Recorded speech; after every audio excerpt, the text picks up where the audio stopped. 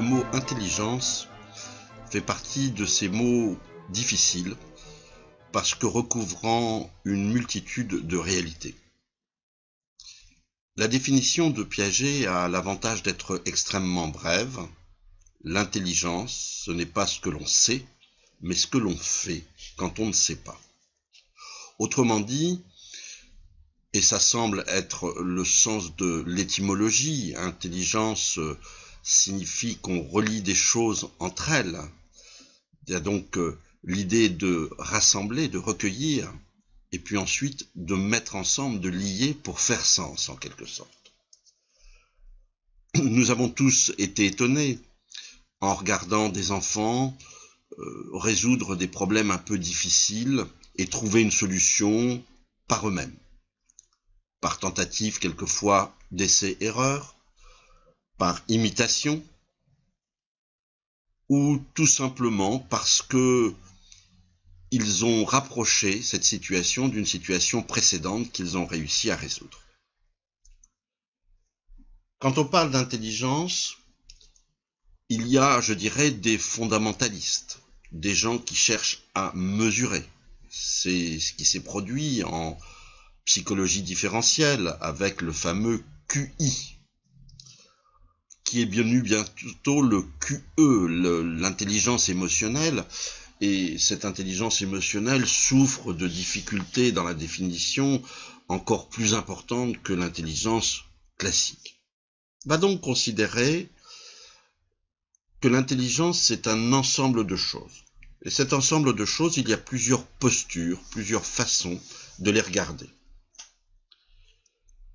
Des gens comme Sternberg vont distinguer 3 grands domaines. L'intelligence pratique, la capacité à réaliser des choses. L'intelligence expérientielle, liée à la capacité à créer. Et puis enfin, la capacité d'analyse.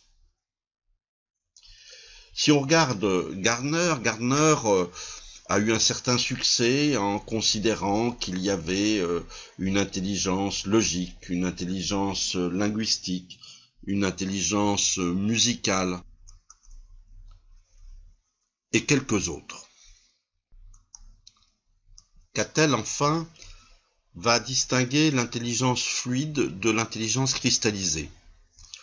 Cette intelligence fluide correspond à la capacité à résoudre des problèmes, à trouver un sens dans quelque chose de confus, alors que l'intelligence cristallisée est, pourrait-on dire, l'intelligence de la mise en œuvre. Elle résulte de l'expérience.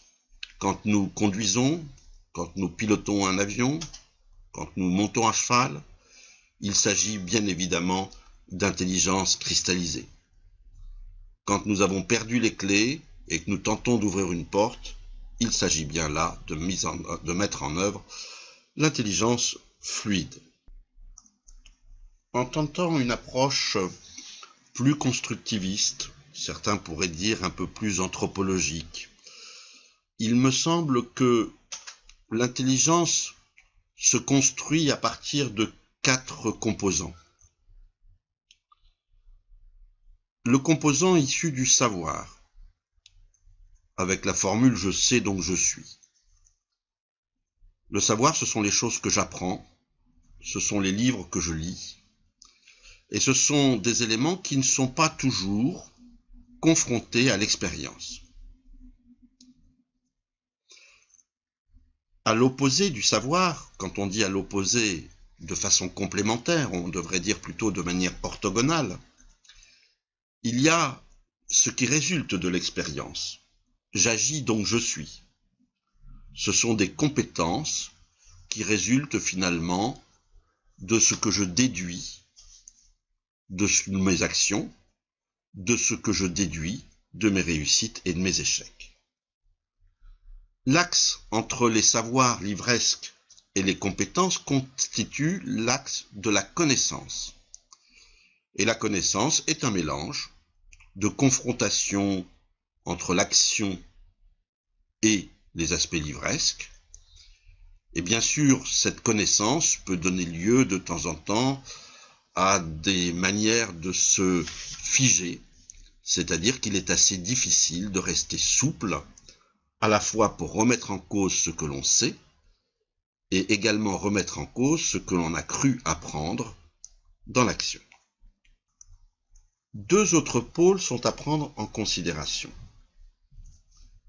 Le pôle de notre histoire, en fait, ce qui est à la fois dans l'inconscient et dans le conscient, ce qu'on appelle l'espace de jeu ou l'espace du sujet, sous la forme « je parle donc je suis », et qui résulte finalement de multiples interactions et d'une expérience, ou disons plutôt d'une histoire, qui a tendance à contraindre, voire à déformer ce que je perçois dans les livres et dans les expériences.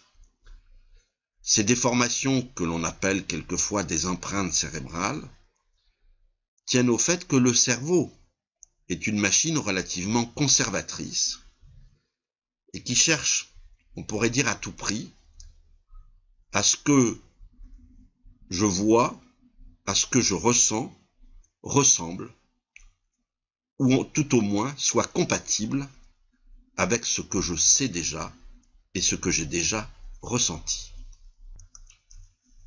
J'ai gardé dans le quatrième pôle, le pôle cognition, un mot un peu compliqué pour désigner l'activité cérébrale,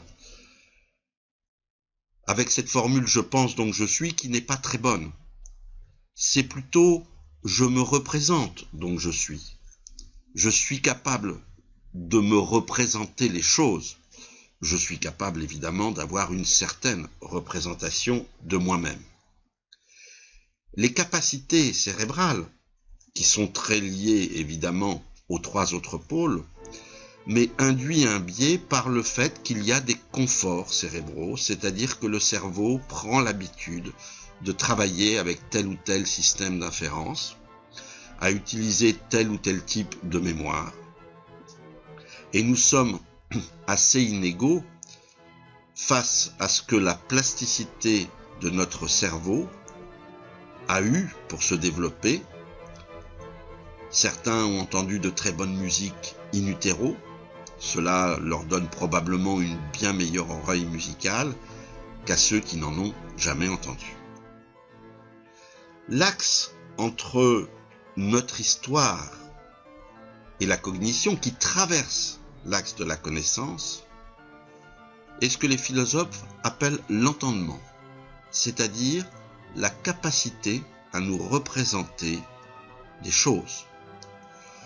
Que ces choses soient réelles, si je prononce le mot château, chacun aura une représentation qui lui vient à l'esprit, une ou plusieurs d'ailleurs à propos de château.